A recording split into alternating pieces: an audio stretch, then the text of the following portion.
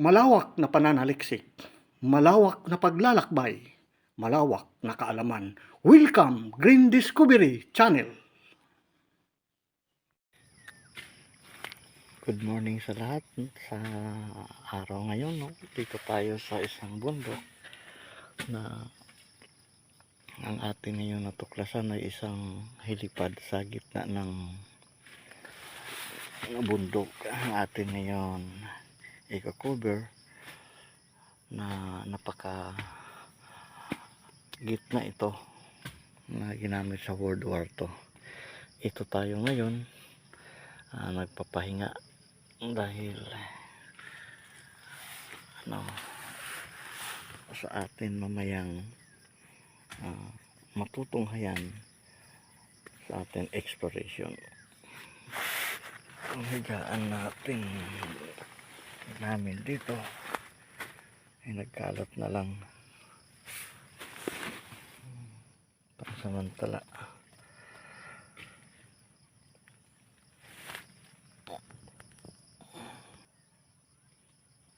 At sa bundok dito maririnig natin yung mga nila ng ibon. Maka-discover.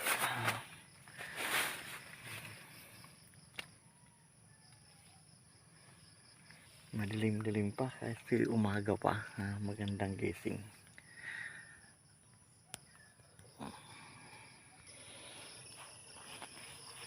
Ito ang pwesto natin ngayon dito. So umaga sa gitna ng bundok at doon banda yung lapagan ng helicopter or chopper. Mag-este muna ng ilan lang minuto. Maka-discover. Ito yung kapaligiran dito. At marami pang ibon na atin naririnig.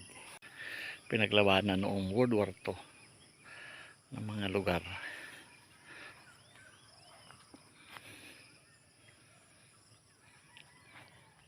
Ito dito yung pinakatuktok ng bundok. Makikita natin na sa taas at doon banda yung helipad na ating makikita.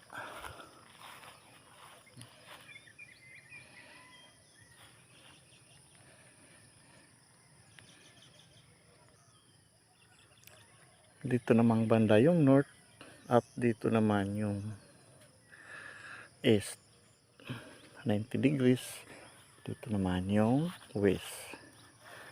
Kung mapapansin natin ay ito ay mga daanan dati daw ito ng mga tangke or sa Japanese World War II na lugar.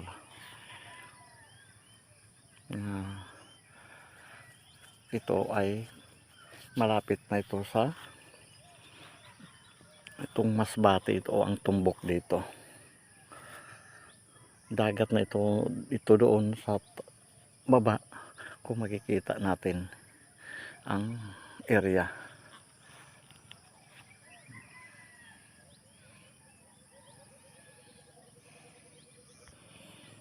Ngayon galing tayo doon at pupuntahan natin yung sinasabi nilang helipad.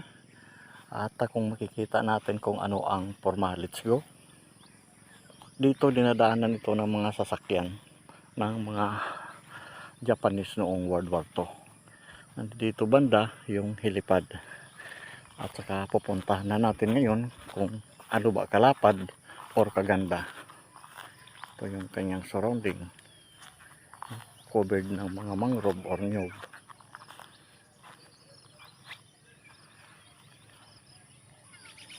Dito na tayo. Hindi pala itong isa na helipad, kundi marami pala ito, magkadikit-dikit na isa pala talaga itong ginawa ng mga Japanese para sa kanilang pag-atake doon. Makikita natin ang dagat na covered lang ay doon banda sa north direction. Ito yung east, yung bukang liwayway. Ito naman yung south. Ngayon kung mapapansin natin ay talagang kahit anong oras ay pwede sila dito maglapag na napakasekreto ito sa gitna ito ng bundok. na kung saan ito ay covered ng mga punong kahoy at malayo ito sa daanan doon banda. Na ito yung kalapad nila.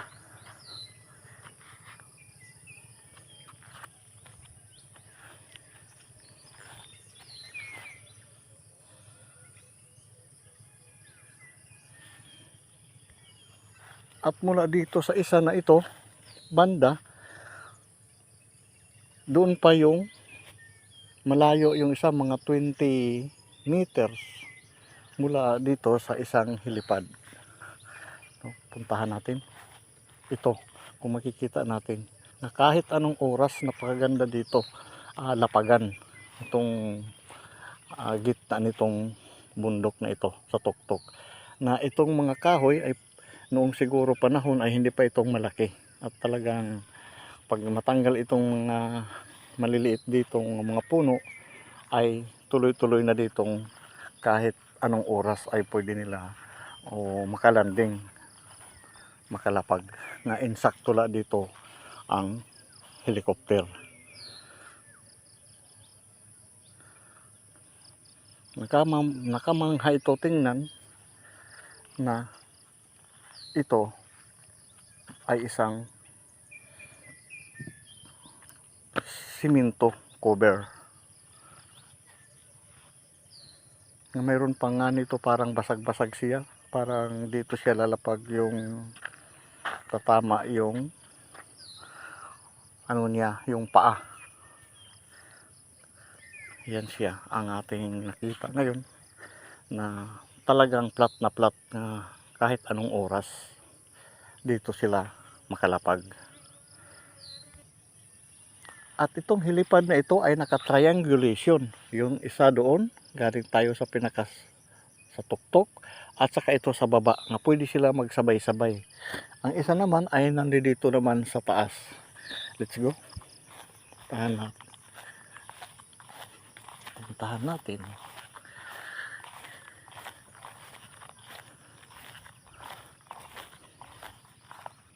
Ito yung pangatlo mga ka-discover, no? Na pinakasentro ito nila. Ayan, kaganda ang kanilang lapagan dito nga nakakover din ito ng simento. Ang lapad. Papapansin natin, plat na plat siya. Mayroon pa dito kaunting bukol, pero malayo na ito. At ito yung kanilang pinakasentro siguro na kanilang ginawa. Dito sa kinakatayuan ko ay ito ang malaki na itong center ng kanilang landing zone, na tatlo ito at naka-triangle. Doon yung isa at dito yung isa, at itong pinakamalaki mga ka-discover. At meron sila dito embarkation na dito sila posible ibaba ang mga gamit sa gilid.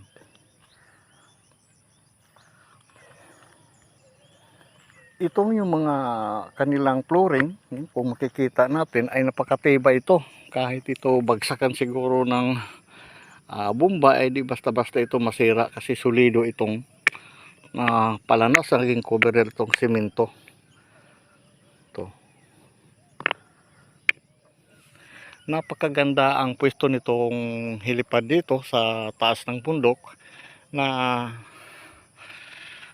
ngayon lang natin na silayan or nakita o natagpuan na kahit anong oras o sino man ang maglapag dito ay pwede makakarating kung gusto puntahan itong lugar ito nga nasa gitna ng bundok na tatlong hilipad o lapagan ng helicopter.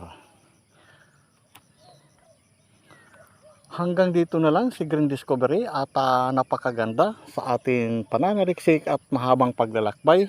Sa susunod naman muli na ating madidiscovered kung ano pa ang ating makikita sa ating exploration. Maraming salamat po. Thank you for watching. Wow. Amazing. Kundi walang pan-ihaw na bakal. Kuha ng nyug. Pwede naman itong magamit, ayan, ang technique, no? Pag maglalakbay tayo at sa kabundukan o sa malayo, at ito ang ideya natin kuha nito, paklang ng tawag dito, nyug, dahon.